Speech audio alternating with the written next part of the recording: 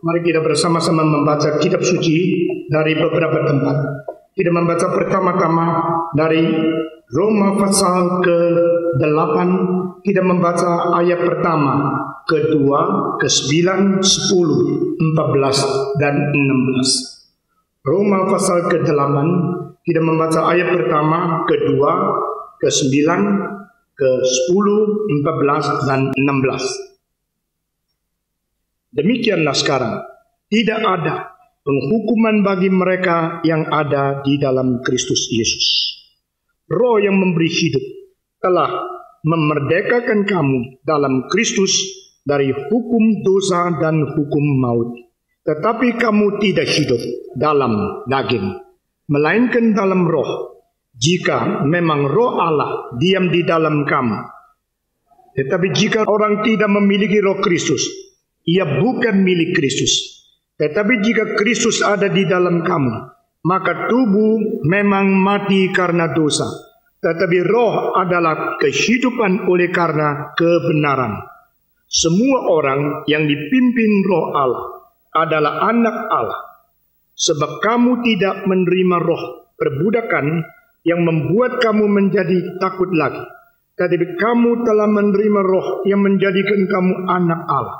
Oleh roh itu kita berseru, ya Abba, ya Bapa. Roh itu bersaksi bersama-sama dengan roh kita bahwa kita adalah anak-anak Allah. Kita membaca lagi dari Kisah Rasul-Rasul pasal ke-2. Kisah Rasul-Rasul pasal ke-2. Ayat ke-38 dan 39. Saya membaca ayat ke-37 dan saudara-saudara membaca 38 dan 39. Ketika mereka mendengar hal itu, hati mereka sangat terharu. Lalu mereka bertanya kepada Petrus dan rasul-rasul yang lain, apakah yang harus kami perbuat, saudara-saudara? Jawab Petrus kepada mereka, bertobatlah dan hendaklah kamu masing-masing memberi dirimu dibaptis dalam nama Yesus Kristus untuk pengampunan dosamu, maka kamu akan menerima karunia Roh Kudus. Sebab bagi kamulah janji itu, dan bagi anak-anakmu, dan bagi orang yang masih jauh, yaitu sebanyak yang akan dipanggil oleh Tuhan kita. Pembacaan kitab suci sementara sampai di sini. Mari kita sekali lagi tunduk kepala dan masuk di dalam doa. Kami sudah membuka firman-Mu ya Tuhan. Sekarang kami minta Tuhan membuka hati kami masing-masing, sehingga firman yang hidup dan yang menghidupkan boleh bekerja di dalam diri kami pada malam ini. Firman-Mu yang suci dan yang mengkuduskan manusia boleh melangsungkan pembersihan di dalam hidup kami pada malam ini. Firman-Mu yang mulia boleh diberikan kepada kami, sehingga kami boleh memandang dan mengerti kemuliaan Tuhan dan dirubah di dalam kemuliaan Tuhan juga.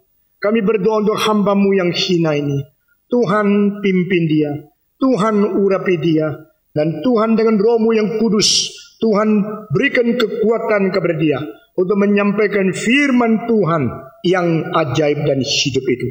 Kami berdoa dalam nama Yesus Kristus dengan saudara-saudara kami sehati di sini untuk mengikat kuasa iblis dan keluarkan dia dari sini. Dan kami berdoa kiranya Roh-Mu yang kudus bekerja di dalam pikiran, di dalam hati kami, di dalam setiap diri manusia yang Tuhan berkenan untuk hadir di dalam seminar ini. Dalam nama Yesus Kristus, nama di atas segala nama, nama di atas segala pemerintah, dan nama di atas segala penguasa, kami telah memanjatkan permintaan doa dan syukur kami. Amin. Haleluya, haleluya, haleluya, haleluya, haleluya, haleluya,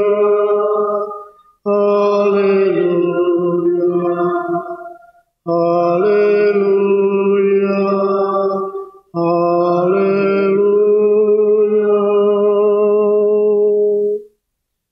Amin.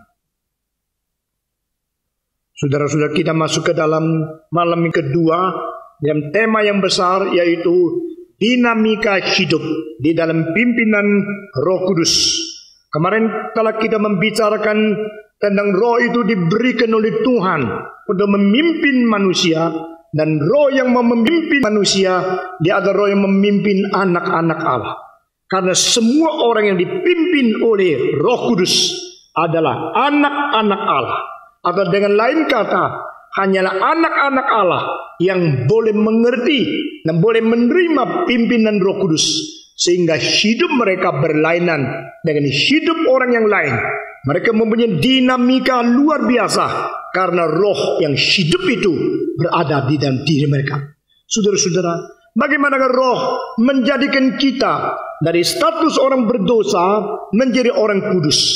Roh Kudus mempunyai pekerjaan, yaitu untuk mengkuduskan manusia, mengeluarkan kita daripada lumpur dosa, membersihkan kita daripada cacat dosa, dan melepaskan kita daripada segala tuduhan, segala polusi, dan segala distorsi dosa di dalam hidup kita masing-masing. Saudara-saudara, Roh Kudus menurunkan firman dari surga ke dunia, dan Roh Kudus mencerahkan firman ke dalam hati kita manusia masing-masing. Lalu Roh Kudus memberikan hidup yang berada di dalam firman yang hidup itu, untuk menjadikan kita yang tadinya mati di dalam dosa bangkit kembali mendapatkan hidup yang baru. Saudara-saudara, setelah dia mentaklukkan pikiran kita, setelah dia mentaklukkan akan emosi kita, setelah Roh Kudus mentaklukkan akan kemauan kita, maka dia mentaklukkan seluruh oknum kita, sehingga kita berada di bawah kuasa Tuhan sendiri. Saudara-saudara, di sini kita melihat ini satu pekerjaan yang memulai satu interpersonal relationship between the Creator and the new creature. Saudara-saudara, satu relasi antar pribadi, di antara yang mencipta dan ciptaan baru. Kita semua merupakan ciptaan baru yang dikerjakan oleh Tuhan Allah di dalam Kristus. Ayat ini tercantum di dalam Efesus pasal 2 ayat ke-10. Siapakah orang Kristen? Orang Kristen adalah ciptaan baru. Orang Kristen adalah pekerjaan Allah yang diciptakan di dalam Kristus sampai kita mendapatkan hidup yang baru. Maka di dalam Efesus pasal 2 ayat pertama dan ayat kelima, Paulus berkata, dulu kita semua mati di dalam dosa, dan sekarang kita dibangkitkan kembali. Kami seperti engkau dulu juga berada di dalam dosa, mati di dalam dosa, dan sekarang kita dibangkitkan kembali. New life in Jesus Christ. And new life can be given only through the power of the Holy Spirit. Roh Kudus adalah roh yang memberikan hidup. Ini tercantum di dalam Roma pasal 8 ayat kedua. Roh yang memberikan hidup telah melepaskan manusia keluar dari hukum dosa dan hukum maut. Di sini istilah hukum berarti prinsip-prinsip dosa. Bukan berarti hukuman, tapi hukum the law and the principle of the bounding, the bondage of sin and death. Di mana prinsip dosa dan prinsip kematian yang mengikat dan membelenggu seseorang, maka orang itu berada di bawah sesuatu bayang-bayang kematian sampai Roh Kudus datang membangkitkan dia. Setelah Roh Kudus memberikan hidup kepada kita, maka Roh Kudus sendiri datang ke dalam hati kita dan tinggal di dalam diri kita. Dia tetap beserta dengan kita sampai selama-lamanya. Kalau kita mau lebih konkret lagi, siapakah yang mendapatkan Roh Kudus? Atau Roh Kudus diberikan kepada siapa?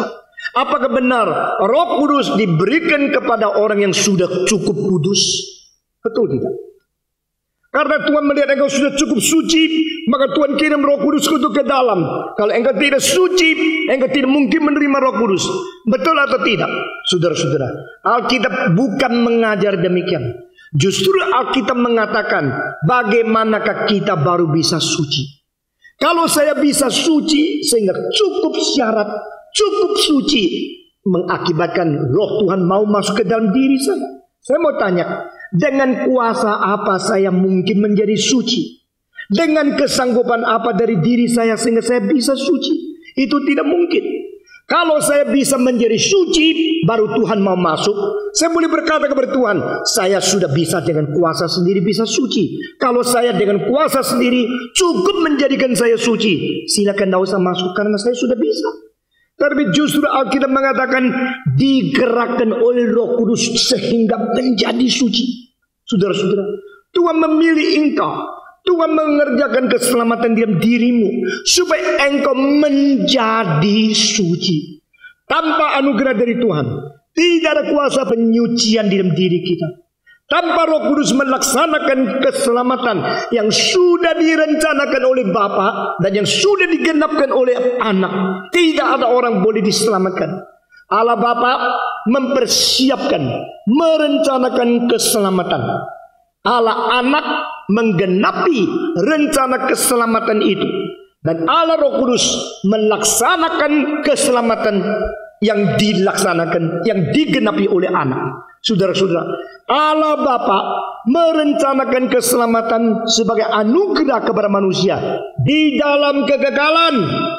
Allah Anak menggenapi rencana keselamatan untuk manusia sesuai dengan rencana Bapa di dalam sejarah. Dan Allah Roh Kudus melaksanakan keselamatan itu di dalam penginjilan sepanjang setiap zaman sebelum Kristus datang kembali. Dengan demikian, di dalam kegagalan ada rencana Bapa. Di dalam sejarah ada momen-momen Kristus menggenapi keselamatan. Melalui inkarnasi Allah berjumpa dengan manusia. Dan dia sendiri menyatakan diri di dalam bentuk manusia. Sehingga melalui kemenangan Kristus atas pencobaan dosa. Untuk menyatakan dia adalah juru selamat yang tanpa cacat celah dan berdosa. Sehingga dia sanggup menjadi yang menyelamatkan engkau dan saya. Melalui historical facts, the events that happen in the incarnated Christ life. Apa yang terjadi di dalam hidup Kristus yang inkarnasi di dalam momen-momen sejarah, peristiwa-peristiwa yang penting itu. Yesus lahir, Yesus mengalahkan pencobaan, Yesus dipaku di atas kayu salib, Yesus bangkit daripada kematian, dan Yesus naik ke surga. Peristiwa-peristiwa event-event ini menjadikan kekristenan sesuatu rencana yang digenapkan di dalam waktu. Saudara-saudara, the eternal planning of God have been accomplished in time. What had been planned in eternity have been finished and completed in history. Bapa merencanakan, Anak menggenapi. Setelah Anak menggenapi, Anak kembali kepada Bapa, lalu kirim turun Roh Kudus untuk melaksanakan keselamatan itu di dalam penginjilan. Saudara-saudara, lalu Roh Kudus ini bukan hanya melaksanakan sesuatu lalu dia pergi. Setelah dia melaksanakan satu, dia follow up. Nah, ini pekerjaan yang menjadi contoh bagi kita yang senantiasa kita tidak sampai mungkin mengerjakan seperti itu. Roh Kudus melahirkan kembali satu orang. Roh Kudus yang melahirkan orang itu langsung masuk ke dalam orang itu untuk menjadi meterai, untuk mendampingi, untuk hidup berada di dalam dia sampai selama-lamanya. Tidak ada agama seperti ini. Tidak ada ajaran filsafat seperti ini. Inilah cinta kasih Allah. Di luar Kristus, di luar kitab suci, tidak ada pengalaman yang mungkin terjadi seperti ini. Roh Kudus memperanakan seseorang, Roh Kudus masuk. Dan siapakah yang menerima Roh Kudus di dalamnya? Dengan sendirinya kalimat tadi, Roh Kudus memperanakan seseorang, lalu Roh Kudus masuk ke dalam hati orang itu. Berarti Roh Kudus berada di dalam anak-anak Tuhan yang sungguh-sungguh dilahir kembali. Dan Roh Kudus betul-betul mendampingi orang-orang yang sungguh-sungguh diselamatkan dan mendapatkan hidup yang baru. Itu sebab kita mau membaca beberapa tempat yang penting di Alkitab mengenai siapakah yang menerima Roh Kudus. Saudara-saudara, sudah beberapa puluh tahun kita mendengarkan kalimat-kalimat yang menerima Roh Kudus adalah orang yang cukup suci baru terima. Ada orang yang bisa berdoa begini menyatakan dia berRoh Kudus. Mari kita kembali kepada Alkitab. Roh Kudus pertama diberikan kepada orang yang taat kepada saksi Injil. Saudara-saudara, ini tercantum dalam Kisah Rasul-Rasul pasal 5 ayat ke-31 dan 32. Kita akan membaca bersama-sama kitab Kisah Para Rasul pasal ke-5 ayat 31 dan 32. Di sini dikatakan demikian, bahwa dialah yang telah ditinggikan oleh Allah sendiri, dengan tangan kanannya menjadi pemimpin dan juru selamat, supaya Israel dapat bertobat dan menerima pengampunan dosa. Nah, di sini dikatakan Kristus yang mati sudah dibangkitkan dan diangkat tinggi oleh Allah, sehingga dia menjadi pemimpin dan juru selamat. Setelah Kristus naik ke atas, maka turunlah dua hal, pertobatan dan pengampunan dosa kepada Israel, yaitu anak-anak. Pengampunan dosa dan pertobatan itu baru dikaruniakan kepada manusia setelah Kristus naik ke surga. Ayat ke-32, semua membaca, dan kami adalah saksi dari segala sesuatu itu. Kami dan Roh Kudus yang dikaruniakan Allah kepada semua orang yang mentaati Dia. Nah, kalimat ini lebih baik diterjemahkan begini: kami bersaksi bagi peristiwa-peristiwa yang terjadi pada Kristus itu, dan barang siapa yang taat, maka dia menerima Roh Kudus yang bersama-sama bersaksi bagi kami untuk hal-hal tersebut. Atau terjemahan ini boleh begini: kami bersaksi bagi hal-hal tentang kematian dan kebangkitan Kristus itu, dan Roh Kudus bersaksi bersama-sama, karena Roh diberikan kepada orang yang taat kepada kesaksian itu. Jadi di sini kita melihat dengan jelas, Holy Spirit is given to those who obey the witness of the historical facts concerning the salvation happens in Christ's life. Saudara-saudara, Roh Kudus diberikan kepada orang yang taat. Nah, saudara-saudara, pada waktu seseorang yang menjadi orang Kristen kah, atau seorang hamba Tuhan awam kah, atau seorang penginjil atau pendeta kah, atau seorang yang bersaksi untuk penginjilan kah, entah dia siapa, saudara-saudara, pada satu orang Kristen dia bersaksi bagi Injil Kristus. Pada waktu dia sungguh-sungguh bersaksi bagi Injil Kristus, saudara-saudara, Roh Kudus bisa bersaksi bersama dengan dia. Roh Kudus juga mungkin tidak mau bersaksi dengan dia. Di manakah bedanya? Dan di mana kunci untuk memperbedakan itu? Kuncinya adalah satu hal, yaitu taat, saudara-saudara. Karena Roh Kudus diberikan kepada orang yang taat semua. Roh Kudus diberikan kepada orang taat. Nah, itu sebab jikalau seorang hamba Tuhan atau seorang Kristen mengabarkan Injil, memberitakan firman, dia mempunyai satu jiwa yang betul-betul taat kepada Allah. Saudara-saudara, waktu dia bersaksi, tidak mungkin Roh Kudus tidak bersaksi bersama. Nah, ini kuncinya. Pada waktu seseorang bersaksi, motivasinya untuk Tuhan dan dia taat kepada Tuhan. Kalau dia betul-betul taat kepada Tuhan, Roh akan bersaksi bersama. Karena apa? Roh Allah ada roh yang diberikan kepada orang yang taat. Nah, sini menjadi satu jaminan untuk pekerjaan yang akan diberkati oleh Tuhan. Saudara-saudara, kita yang melayani Tuhan paling cilaka, kita sendiri ngotot-ngotot bekerja, tapi Tuhan tidak menyertai. Saudara-saudara, kalau Tuhan tidak menyertai, pendeta yang paling besar pun menjadi kosong. Kalau Tuhan menyertai, anak kecil pun akan diurapi dengan kuasa yang besar. Amin. Jangan bangga karena titel. Jangan bangga karena pengalaman. Jangan bangga karena engkau mempunyai karunia yang besar dari Tuhan. Tetapi harus engkau betul-betul di hadapan Tuhan mengkoreksi diri, introspeksi diri. Apa saya jujur dan taat kepada Tuhan? Waktu saya menyatakan kesaksian, pada waktu saya betul-betul bersaksi kepada Tuhan, saya bersaksi dengan taat pimpinan Tuhan tidak? Kalau orang yang bersaksi betul-betul taat kepada Roh Kudus, tak mungkin Roh Kudus membiarkan dia bersaksi sendiri. Saudara-saudara, jikalau dia bersaksi dan sungguh-sungguh taat kepada Tuhan, tak mungkin Roh Kudus tidak bekerja. Karena ini menjadi tugasnya Roh Kudus. Holy Spirit is given to those who obey God. When you truly obey Him, when you truly pure-hearted to serve Him, Holy Spirit is with you. Puji Tuhan. Sudah. Tapi ayat ini mempunyai sesuatu aspek yang lain. Petrus di sini berkata, kami bersaksi untuk hal-hal tersebut. Apakah tersebut? Yaitu ayat-ayat sebelum ayat ke-31 dan 32. Dia sudah menceritakan tentang Kristus mati di atas kayu salib, Kristus mencurahkan darah dan menebus orang berdosa, dan Kristus akhirnya bangkit pula dari antara orang mati. Kami ini saksinya. Jadi apa yang disaksikan oleh Petrus dan rasul-rasul pada waktu itu adalah mereka bersaksi tentang Kristus yang mati di Yerusalem dan bangkit pula. Pada waktu mereka bersaksi tentang Kristus yang mati dan bangkit, saudara-saudara, ketaatan mereka mengakibatkan Roh Kudus bekerja dengan saksi itu, sehingga orang yang mendengarkan kesaksian bukan hanya melihat hamba Tuhan berdiri di situ sepanjang kala. Mereka melihat hamba Tuhan itu diberkati dengan Roh Kudus, diurapi dengan Roh Kudus, disertai dengan Roh Kudus, dan Roh Kudus bersaksi bersama. Ini adalah saksi double. Saudara-saudara, saksi double itu kuat sekali. Apalagi yang bersaksi bersama adalah Allah, bukan manusia.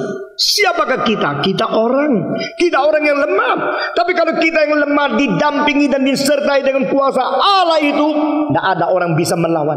Mereka bisa membenci, mereka bisa mengiri, mereka berusaha menggeser, tapi mereka tidak bisa melawan, karena kesaksian itu disertai oleh Roh Kudus. Nah, aspek yang kedua yaitu yang mendengar, setelah mendengarkan kesaksian demikian, mereka harus bereaksi kepada Tuhan. Nah, saudara perhatikan kalimat di bawah ini. Pada waktu anugerah Tuhan dan firman itu diberikan kepada seseorang, Tuhan menuntut orang yang menerima anugerah dan yang menerima firman harus berespons kepada Tuhan. Saudara-saudara, sehingga engkau yang sudah dengar firman Tuhan, apakah responsmu? Itu penting. Jika engkau sudah mendengar lalu engkau menganggap remeh, 1 kali, 2 kali, 3 kali, Roh Kudus akan membiarkan engkau menganggap dirimu yang benar, sehingga engkau dengan cara menghina kebaktian dan firman, engkau terkucil daripada boleh mendengarkan firman Tuhan. Saudara, jangan main-main. Setelah engkau mendengarkan firman Tuhan, apalagi mendengarkan firman Tuhan yang diberitakan dengan jujur, setia, dan betul-betul taat kepada Tuhan, waktu engkau meremehkan, bukan engkau yang menang. Tuhan memperbolehkan engkau meremehkan dia 1 kali, 2 kali, 3 kali, untuk mengkucilkan engkau keluar dari anugerah dia. Sehingga engkau mengatakan, saya tidak mau dengar, saya rasa itu tidak berarti. Buat apa ke gereja? Buat apa mendengarkan firman Tuhan? Kalau Tuhan tidak mau engkau mendapatkan anugerah, gampang memperbolehkan engkau menghina dia. Itu saja. Saudara mengerti? Ini satu paradoks yang begitu dahsyat dan begitu menakutkan. Tetapi orang itu selalu merasa, nah coba lihat, saya tidak mau dengar, saya tidak perlu. Padahal Tuhan tidak pernah perlu manusia. Hanya manusia yang perlu Tuhan. Amin. Tetapi Tuhan memperbolehkan orang-orang yang congkak, orang-orang yang meremehkan, sehingga mereka tidak mempunyai kesempatan mendengar lagi, karena mereka menghina akan anugerah. Jadi waktu kita menerima anugerah, waktu kita menerima satu berkat atau firman Tuhan, jangan sembarangan apakah yang kita respons di hadapan Allah, Raja di atas segala. Apa yang kita reaksikan di hadapan Tuhan, pencipta alam semesta. Saya takut setiap kali ada satu kesempatan, ada sesuatu yang saya kira mungkin Tuhan sedang memakai ini untuk berkata kepada saya, langsung saya harus hati-hati berespon kepada Tuhan sampai sekarang. Karena saya tidak mau pada satu saat kita bertanggung jawab kepada Tuhan, dia mengatakan, hari itu mengapa engkau berespon seperti ini terhadap saya. Saudara-saudara, begitu banyak kasus dalam Alkitab, orang-orang yang diberikan kesempatan oleh Tuhan, diberikan anugerah, diberikan firman oleh Tuhan, mereka anggap remeh, dan Tuhan pada waktu yang tertentu tidak lagi memberi mereka kesempatan lagi. Saudara-saudara, dan kalau engkau menelusuri kembali, engkau akan melihat saat-saat engkau respons itu merupakan saat-saat penentu untuk hidupmu. The way and the time when you respond to God properly, that is the moment God shape your spiritual life. Saudara-saudara, saat engkau berespons kepada Tuhan yang tepat, saat engkau merespon segala sesuatu kepada Tuhan secara rendah hati dan ikhlas, itulah saat Tuhan sedang membentuk karaktermu. Dan di dalam seluruh hidupmu, saat-saat penentu seperti itu, kalau engkau lalaikan, engkau akan jadi apa? Saya tidak tahu. Orang yang tidak dibentuk oleh Tuhan bisa menjadi begitu rusak. tapi dia merasa diri begitu bebas, begitu menakutkan, tapi dia rasa begitu nikmat. Seperti orang yang merampok, orang yang berzina, orang yang berdosa, tidak ada campur tangan Tuhan. Mereka merasa diri mereka lebih enak dari orang Kristen. Mereka merasa diri lebih bebas dari orang Kristen. Tapi bagi kita, engkau mengetahui, manusia yang tidak pernah dicampur tangani oleh Tuhan, itu bahaya sekali. Saudara-saudara, kebebasan yang tidak dikontrol oleh kesucian dan kebenaran, kebebasan yang tidak dikuasai oleh cinta kasih dan keadilan dari Tuhan, bukan kebebasan, itu pelampiasan nafsu yang liar, itu kebebasan barbarian. Kita bukan demikian. Waktu kita mendengarkan firman Tuhan, waktu kita menerima anugerah Tuhan, pada saat itu kita mengatakan, oh Tuhan, aku taat kepada-Mu. Pada waktu engkau taat kepada saksi Roh Kudus tentang Injil yang dibawakan oleh hambanya, di sini hamba Tuhan bersaksi, Roh Kudus yang diberikan kepada hamba Tuhan yang taat juga bersaksi. Double saksi diberikan kepada engkau respons. Waktu engkau respons, hanya dua kemungkinan. Kemungkinan pertama adalah engkau taat kepada saksi itu. Kemungkinan kedua adalah engkau tolak saksi itu. Saudara-saudara, waktu Yesus berada di atas kayu salib, kedua perampok itu melambangkan dua macam manusia. Yang satu macam di dalam kesulitan sendiri, sebelum kesulitan yang dilepaskan oleh Tuhan, dia taat. Satu macam di dalam kesulitan dia tidak mau taat kecuali Tuhan sembuhkan dia dulu, baru dia mau percaya. Tuhan kalau bisa menolong dia turun dari salib, baru dia mau beriman. Tuhan tidak pernah hutang manusia. Di dalam kesulitan-kesulitan, kesadaran dari orang pertama ini adalah dia mengetahui sepatutnya dia dipaku di atas kayu salib, sehingga dia langsung berubah mentalnya, berubah sifatnya dan respons kepada Tuhan. Begitu dia respons, saat itu dia dibentuk dan diselamatkan. Saudara-saudara, Roh Kudus diberikan kepada siapa? Menurut Kisah Rasul 5:32 dikatakan Roh Kudus diberikan kepada orang yang taat. Saudara-saudara, setiap kali kita mendengarkan firman Tuhan dan kita mengatakan, yes Lord, I am here, I submit to you, I surrender myself, I obey you. Pada waktu kita mendengarkan firman Tuhan yang sungguh-sungguh diberitakan dan kita mengatakan taat, di situ Roh Kudus turun ke dalam hati. Roh Kudus bekerja dan Roh Kudus masuk ke dalam. Jadi pada waktu mereka mengatakan taat, di situ Roh Kudus bekerja dalam hati mereka. Kedua, Roh Kudus diberikan kepada siapa? Saudara-saudara, Roh Kudus diberikan kepada orang-orang yang menerima Yesus sebagai juru selamat, sebagai Tuhan. Kita membaca bersama-sama dari Galatia 3 ayat ke-14. Surat Paulus kepada orang Kristen di Galatia pasal ketiga ayat ke-14. Kita membaca bersama-sama Galatia pasal ketiga ayat ke-14. Setelah mendapatkan kita membaca, buka suara bersama-sama serentak semua. 1, 2, 3. Yesus Kristus telah membuat ini supaya di dalam Dia berkat Abraham sampai kepada bangsa-bangsa lain, sehingga oleh iman kita menerima roh yang telah dijanjikan. Siapa menerima roh?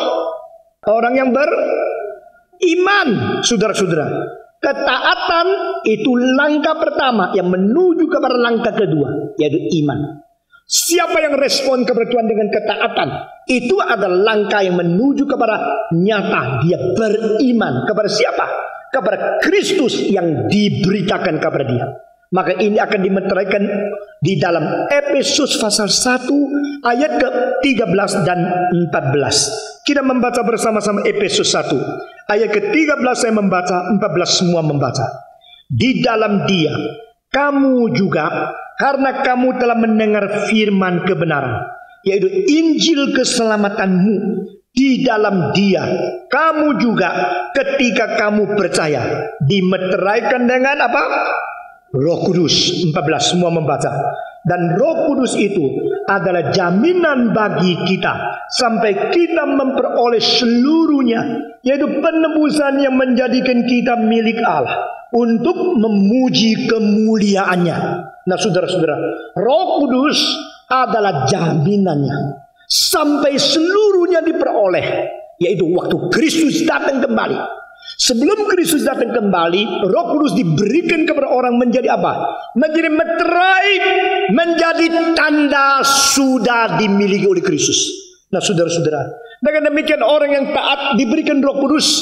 Nah, kedua, orang yang beriman kepada Yesus Kristus, yang percaya kepada Yesus Kristus, ketika mereka mendengarkan Injil yang menyelamatkan jiwa mereka, yaitu firman tentang keselamatan. Nah, saudara-saudara, di sini kita dengan kelop sekali. Ini adalah rencana Tuhan Allah. Pada waktu firman itu diberitakan, pada waktu Injil disampaikan, Tuhan tuntut orang berespons. Kalau orang itu takluk dan taat, lalu dia sekarang menerima Kristus, menerima Yesus, berarti beriman kepada Dia. Orang ini menerima Roh Kudus sekaligus. Roh Kudus diberikan kepada orang yang beriman. Dan orang bisa beriman sebenarnya adalah karena Roh Kudus sudah bekerja. Selesai pekerjaan itu tuntas, dia akhirnya takluk dan beriman kepada Yesus Kristus. Orang yang beriman, Roh Kudus masuk, meterai, dan menjadi jaminan. Istilah jaminan ini sama seperti istilah lauhwa yang dipakai di Hong Kong. Ada istilah down payment yang dipakai di orang-orang Amerika, atau first scot yang dipakai oleh orang Belanda, atau uang muka yang dikenal oleh orang di Indonesia.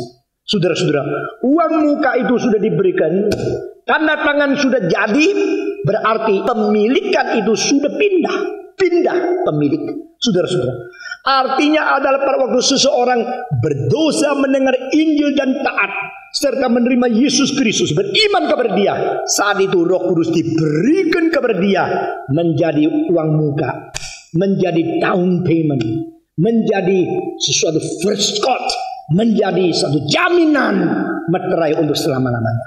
Saudara-saudara sekalian, Roh Kudus diberikan kepada siapa? Diberikan kepada orang taat kepada Injil. Roh Kudus diberikan kepada siapa? Kepada orang yang beriman kepada Yesus Kristus. Roh Kudus diberikan kepada siapa? Tempat yang ketiga yang begitu jelas di dalam Alkitab, yaitu di dalam Kisah Rasul-Rasul pasal kedua ayat ke-38 dan 39 yang baru kita baca sebelum kita ceramah. Saudara-saudara, di dalam ayat itu mereka berkata, apa yang harus kami berbuat? Petrus berkata, bertobatlah dan menerima baptisan dalam nama Yesus Kristus supaya dosamu diampuni, engkau akan menerima roh yang dijanjikan. Istilah di dalam terjemahan Indonesia bahasa yang baru ini ada menerima anugerah Roh Kudus atau menerima karunia Roh Kudus. Sebenarnya yang betul, yang tepat adalah menerima roh yang dikaruniakan menurut janji. You are going to receive the Spirit which have been promised as a gift to you. Saudara-saudara, kamu akan menerima Roh Kudus yang dikaruniakan itu menurut janji yang sudah diberikan oleh Tuhan. Sehingga apa yang terjadi di dalam seluruh perjanjian lama itu merupakan satu bayang-bayang tentang apa yang akan terjadi di dalam perjanjian baru. Kalau bayang-bayang itu adalah menunjukkan sesuatu, maka kita mengetahui yang menjadi sesungguhnya bukan bayang-bayang tetapi realitanya. Bayang-bayang itu hanya satu ekstensi yang menyatakan bentuk mirip dengan realita. Tetapi realita ini adalah induk di mana bayang-bayang itu berasal. Saudara-saudara, saya berada di sini, lampu berada di sana, maka bayang-bayang saya ada di belakang. Bayang-bayang itu satu extension of the reality. Sesuatu kemiripan, something like the likeness of the original reality. I'm that reality. And the extension of the reality is only the image and the shadow there. Saudara-saudara, perjanjian lama hanyalah bayang-bayang yang akan datang untuk menunjukkan realita yang sesungguhnya tiba, yaitu perjanjian baru. Dan di dalam Roh Kudus, di dalam ajaran Roh Kudus, kita melihat seluruh perjanjian lama adalah tempat perjanjian di mana Tuhan Allah menjanjikan akan turunkan roh yang suci kepada manusia. Dan hari penggenapannya adalah hari Pentakosta. Roh yang dijanjikan sungguh-sungguh datang. Puji Tuhan, kita mendapatkan kesimpulan siapa yang menerima Roh Kudus. Jangan dikaget-kagetkan dan jangan dibingungkan oleh gereja atau pemimpin-pemimpin yang mengatakan kalau engkau tidak bisa berdoa begini, engkau tidak Roh Kudus. Kalau mau menerima Roh Kudus mesti tunduk kepala, lalu dia yang tumpang tangan baru engkau mempunyai Roh Kudus. Saudara-saudara, Tidak pernah perlu engkau dibingungkan seperti itu. Saudara-saudara, jikalau pasal 8 perlu dikirim lagi Petrus sama Yohanes, sehingga tumpang tangan atas mereka menerima Roh Kudus. Jika pasal 9 sesudah Apollo masih tidak cukup, perlu lagi Paulus pergi untuk tumpang tangan, mereka menerima Roh Kudus. Maka banyak orang tiru mereka kira mereka yang Petrus, mereka kira mereka yang adalah Yohanes, mereka kira mereka yang adalah Paulus. Padahal mereka mungkin bukan Petrus, bukan Paulus, mungkin lebih mirip Yudas. Saudara-saudara, orang yang sembarangan tumpang tangan atas orang lain, dasarnya apa? Saya kemarin berkata, karena gereja-gereja itu bukan didirikan oleh rasul sendiri, maka perlu rasul pergi untuk mengesahkan.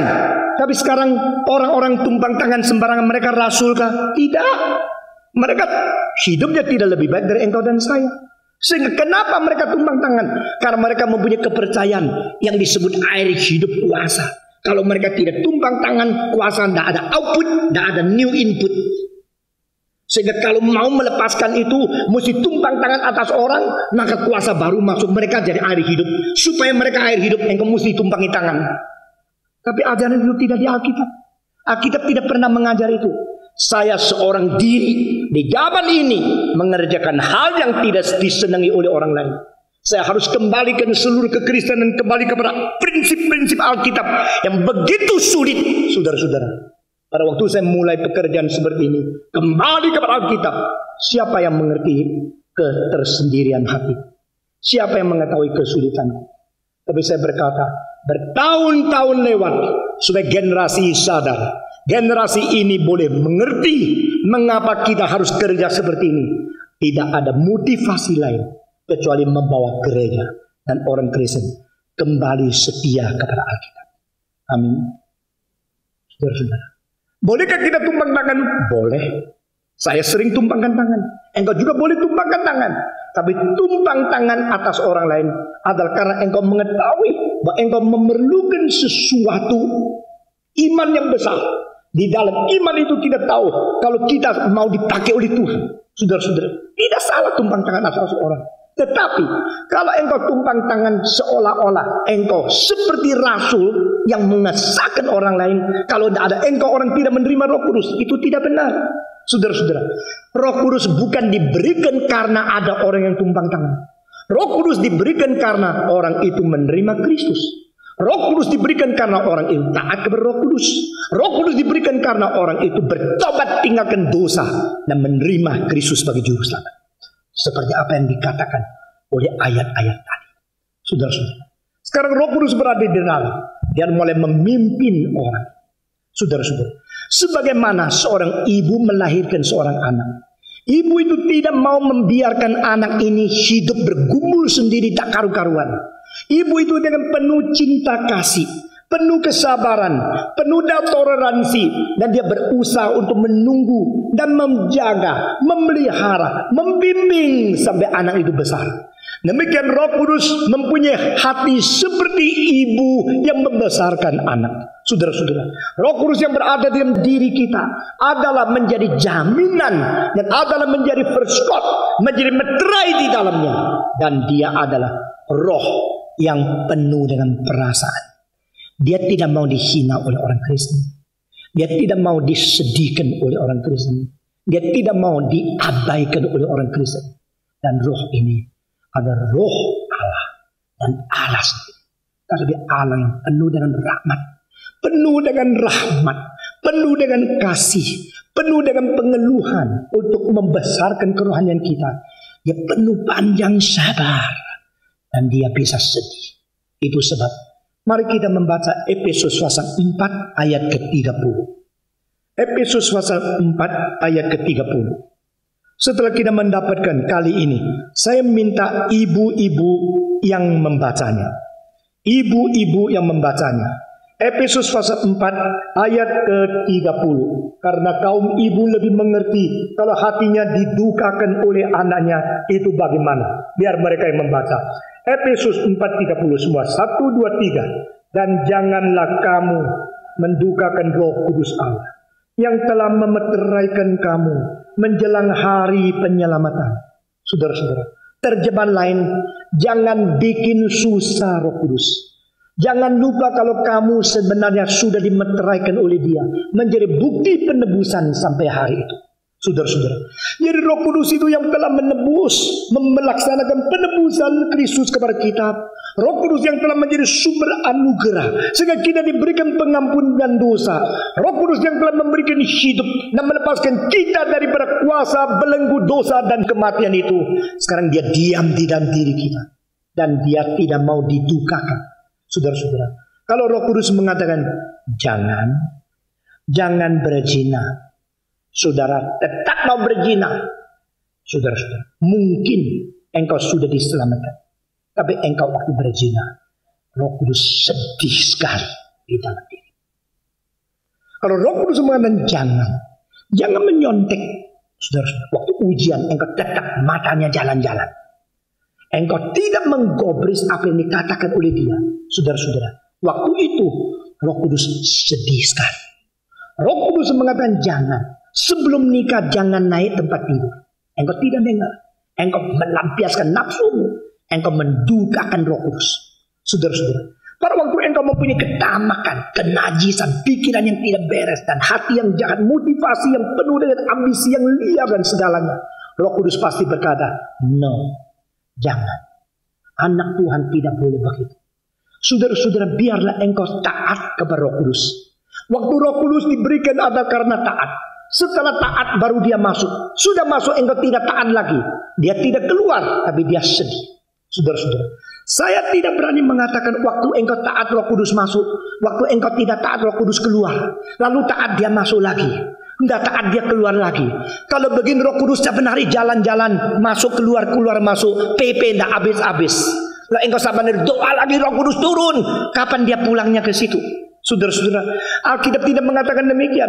Bagi orang-orang yang belum diselamatkan sungguh-sungguh, if you are not truly regenerated or saved by the grace of God in Jesus Christ, Roh Kudus tidak berada di dalam.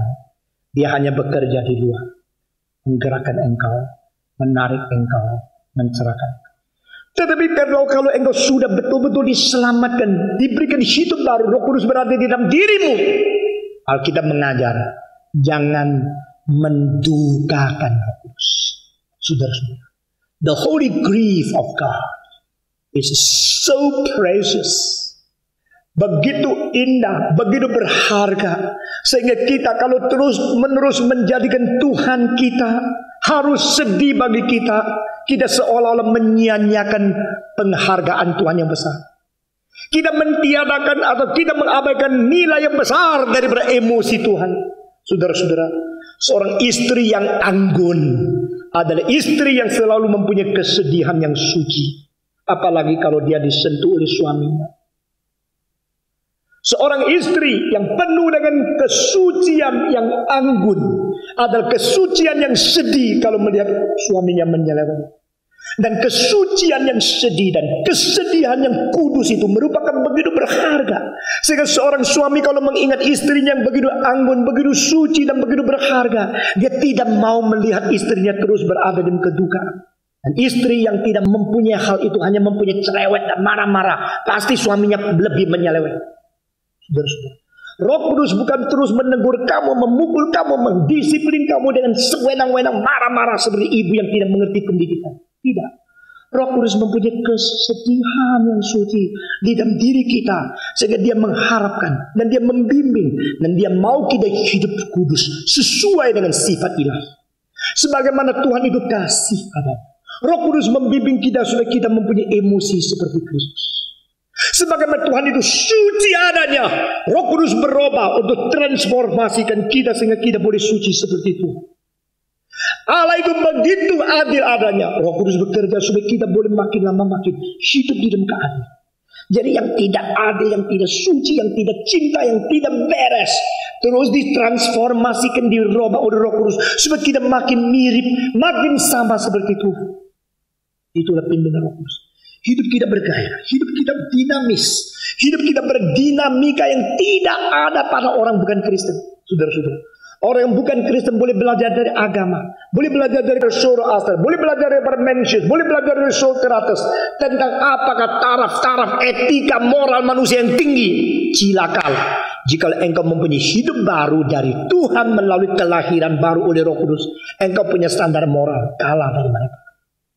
Saudara-saudara, lalu engkau membanggakan diri, aku ada Roh Kudus, engkau makin mempermalukan nama Tuhan. Karena mereka yang tidak Roh Kudus hidup lebih suka sesuai dengan standar daripada apa yang diidekan oleh manusia. Tapi engkau tidak taat kepada Roh Kudus.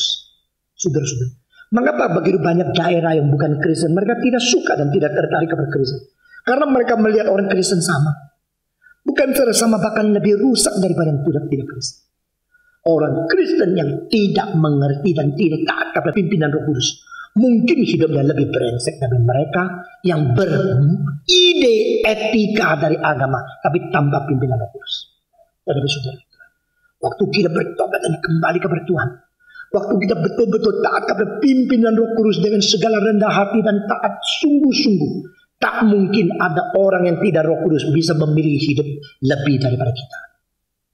Disitulah paradoksnya hidup kekristenan, entah lebih atau kurang. Dua jalan. Pertama, biar dia menjadi Tuhan atau biar dia dikesampingkan. Engkau yang memimpin hidup sendiri. Semua yang dipimpin oleh Roh Kudus adalah anak-anak Allah. Jikalau engkau adalah anak-anak Allah, biar engkau taat kepada pimpinan Roh Kudus. Mau atau tidak, saudara jawab di hadapan Tuhan. Setelah engkau mendengar firman dan menerima anugerah, respon kepada Tuhan Allah.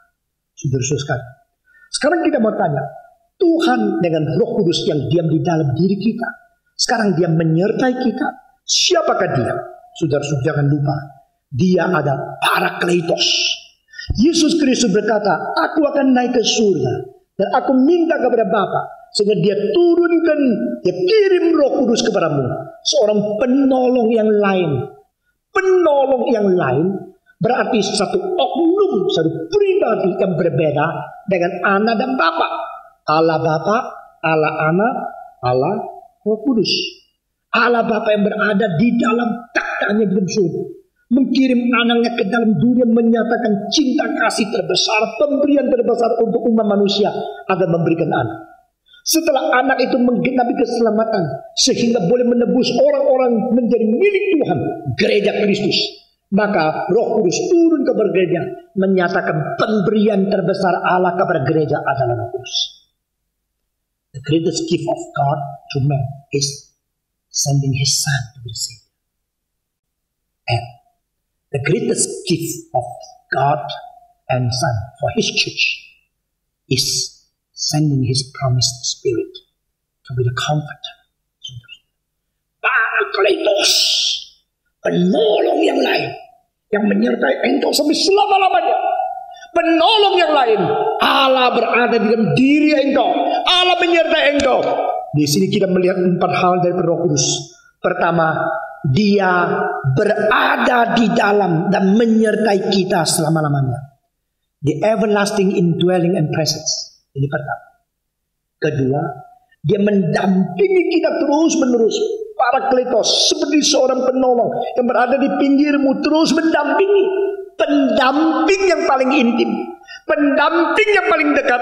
Pada waktu mama dan papamu jauh, pada waktu suamimu dan istri jauh, pada waktu anakmu jauh, pada waktu engkau sebatang kara. Jangan lupa, pada waktu orang Kristen paling tersendiri, saat itu dia adalah disertai oleh Roh Kudus. Roh Kudus itu bukan saja menyertai, dia mendampingi engkau terus menerus, menjadi penolong terus. Ketiga, dia adalah penghibur yang paling setia. Roh Kudus is that comforter yang menghibur, mendorong engkau. Saudara-saudara, saya menemukan satu prinsip. Orang yang tak pernah berjuang bersama dalam kesusahan selalu meremehkan kesuksesan yang kau capai. Orang yang tak pernah berbanting tulang melihat bagaimana engkau bergumul dari permulaan. Waktu engkau ada keunggulan, dia hanya bisa mengiri, mengejek saja. Tapi orang yang dari permulaan tahu seberjuang dengan engkau, sulitnya, sama-sama berkeringat, sama-sama susah, sama-sama pacul, sama-sama mempersiapkan segala sesuatu. Waktu sama-sama melihat engkau sukses, dia ikut senang dengan kamu. Saudara, di dalam dunia ini ada semacam orang yang bisa sama-sama susah, tapi pada waktu sudah mewah, satu meninggalkan yang lain. Juga ada orang-orang yang begitu sama-sama bisa hidup di dalam kemewahan, waktu engkau melarat, langsung dia tinggalkan kamu. Saudara, ini dunia. Dunia ini menakutkan. Dunia ini adalah dunia yang tidak ada kesetiaan dan tidak konsisten. Sama-sama mulai dengan sesuatu yang susah payah, berkeringat, berjerih payah, dengan berbanting tulang. Orang yang seperti itu tidak tentu pada waktu sukses tetap mau berdamping dengan kamu. Sebaliknya ada orang yang waktu kesulitan ditinggal, waktu sukses semua datang mengkerumuni engkau, engkau sudah sukses, banyak kawan. Saudara-saudara, kawan yang berada di dalam kesuksesan tapi tidak tahan sampai kegagalan, bukan kawan yang kekal.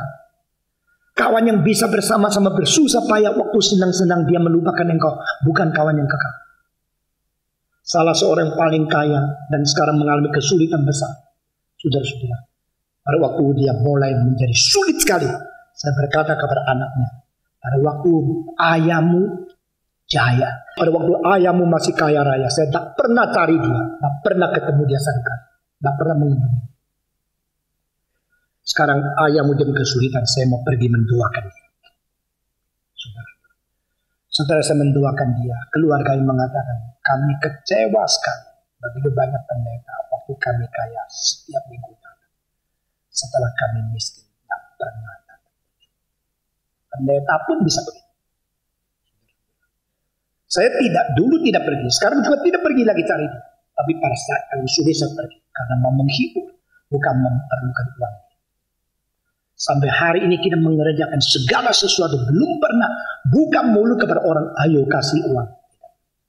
Kita lebih suka di dalam pikul salib, sulit sekali bersandar kepada Tuhan sampai jadi. Karena kita mau membuktikan di zaman ini, Tuhan itu Tuhan yang berkuasa, Tuhan yang setia, Tuhan yang tidak berubah. Amin.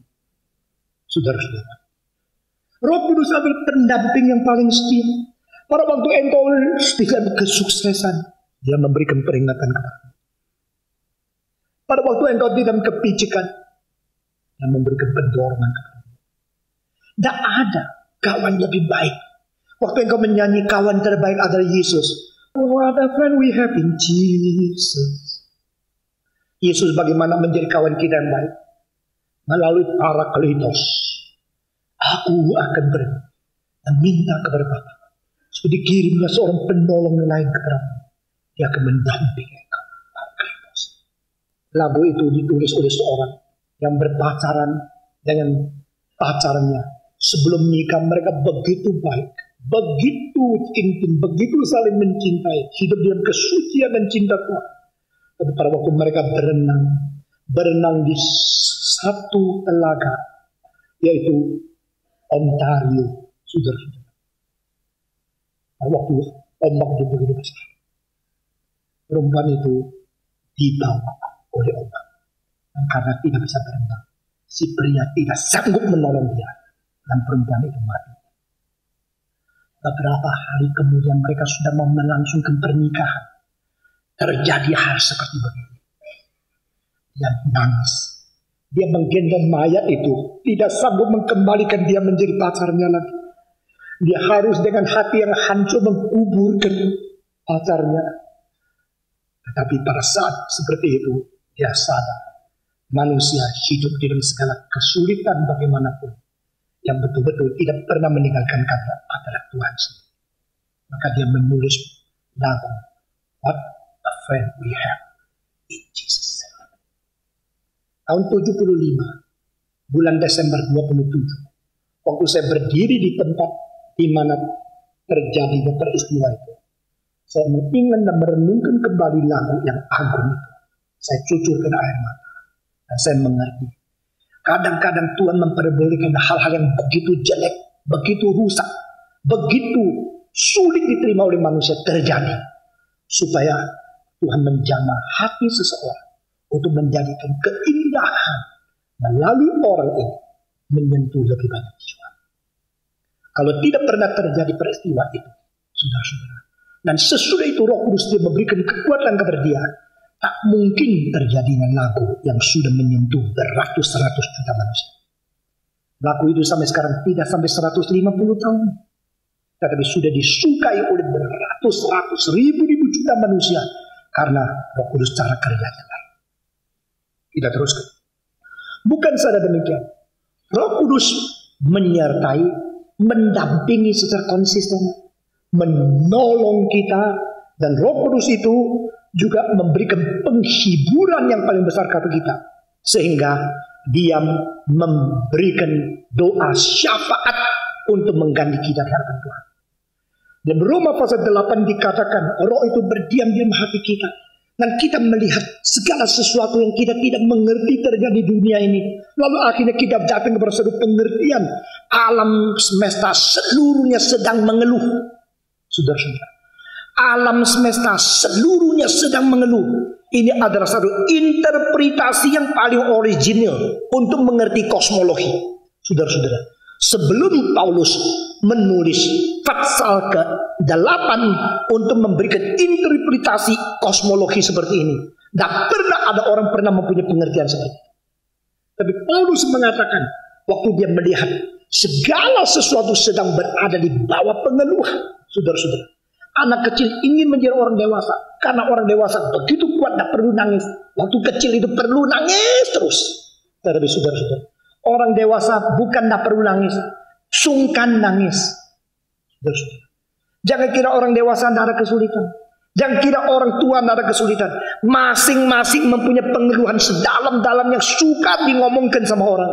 Waktu engkau kecil engkau teriak, langsung orang datang, oh anak-anak jangan nangis, ada apa, perlu saya bantu tidak?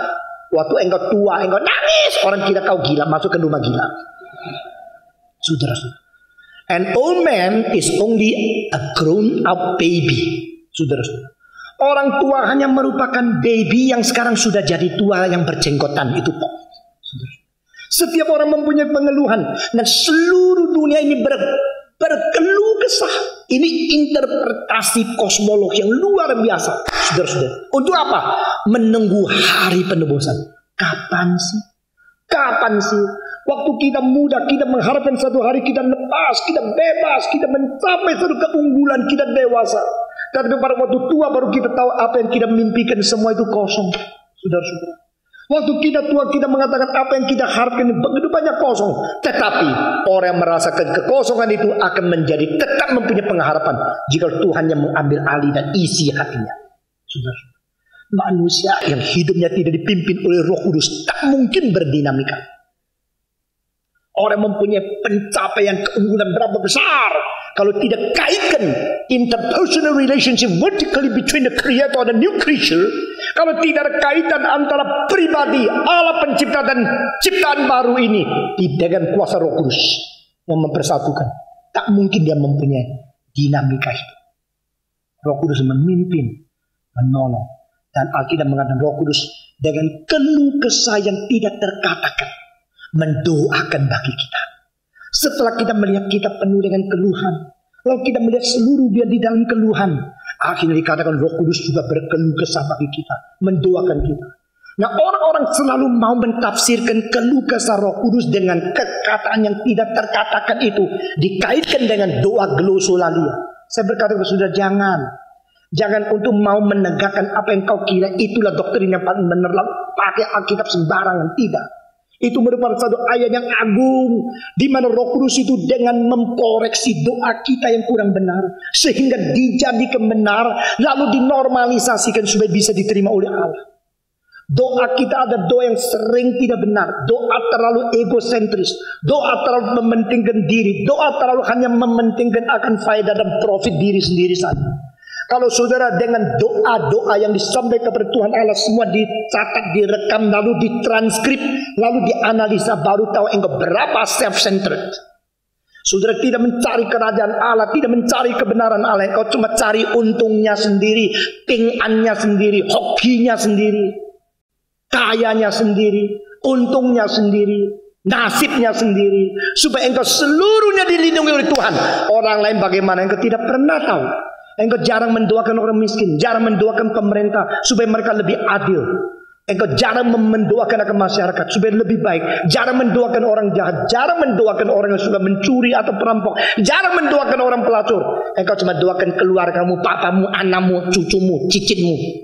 Saudara-saudara, doa kita menjadi tempat untuk menyatakan keegoisan kita. Doa kita menjadi menyatakan sesudah hal kita tidak malu minta-minta seperti pengemis di hadapan Tuhan Allah. Doa kita doa begitu mengejikan, membencikan Tuhan Allah. Dari saudara-saudara, Roh Kudus Parakletos dengan keluh kesah yang tidak terkatakan untuk menolong kita bagaimana berdoa supaya sesuai dengan kehendak Tuhan. Tak usah dikaitkan dengan doa berkeluh kesah. Roh Kudus sendiri memimpin mengkoreksi doa kita. Doa kita itu selalu salah. Kalau Tuhan mau dengar doa kita, semua yang kita minta dikabulkan, cilaka kamu. Saudara-saudara, ada orang waktu patah hati minta mati. Kalau Tuhan sudah kasih mati, separuh dia minta bangkit, repot. Betul repot. Begitu banyak doa kita tidak karu-karuan, doa kita tidak beres. Besok tidak percaya ke surga, lihat kembali semua recording doamu yang direkam sampai pitanya 500 jam. Coba lihat, itu sampah yang banyak di dalam doamu. Yesus bilang, carilah kerajaan Allah, carilah kebenaran Allah. Engkau tidak mau. Kebaktian doa yang paling banyak orang adalah kebaktian doa orang mementingkan diri. Kebaktian doa untuk penginjilan sedunia sedikit sekali. Karena apa? Penginjilan dunia apa hubungan sama saya? Saya pentingkan saya, tidak pentingkan penginjilan dunia. Itu yang diinginkan Tuhan kau kerjakan. Engkau tidak peduli. Yang kau mau coba Tuhan kerjakan untuk kamu.